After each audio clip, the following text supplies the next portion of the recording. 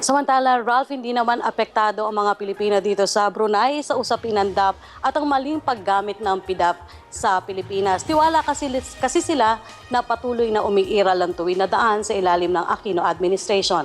Narito ang report. Positibo pa rin ang mga Pilipino na nakabase sa Brunei sa liderato ni Pangulong Aquino sa nakalipas na 3 taon. Sa harap ito ng mainit na usapin ng DAP at ang nabunyag na maling paggamit ng PDAF ng ilang mambabatas. Para kay Joselito Dionisio na isang civil engineer na nagmula sa Bulacan, naniniwala siya na ang Pangulo ang nagsimula ng tuwid na daan kaya gagawin ito lahat para hindi mabigo ang mga I think he's doing well. Yung kanyang daang matuwid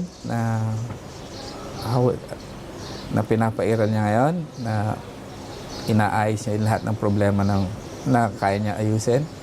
Tiwala pa rin sila sa kakayahan nito dahil nagtuloy-tuloy pa rin ang pag-arangkada ng ekonomiya ng Pilipinas.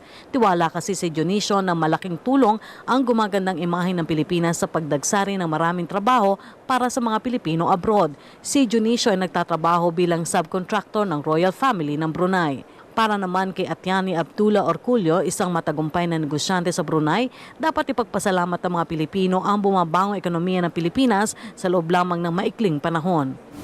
The investors' trust to our economy, and so therefore every president and our president Pinoy should be here regardless of whatever reason. Sa kasalukuyan ay may mahigit 21,000 Pilipino ang naninirahan at nagtatrabaho sa Brunei.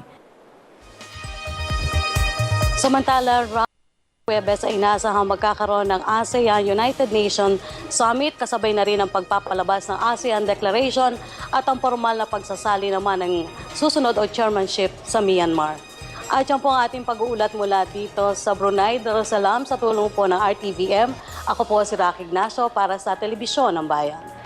Okay, Rocky, maaari mo ba kaming bigyan ng pahapyaw sa magiging schedule dyan ng Pangulo? Magkakaroon ba siya ng bilateral meetings? Ralph, yung bilateral meetings, hindi pa kumpirmado yung ilang mga dapat naka-line up sa kanya. Kapag kumpirmado na, agad natin ulat.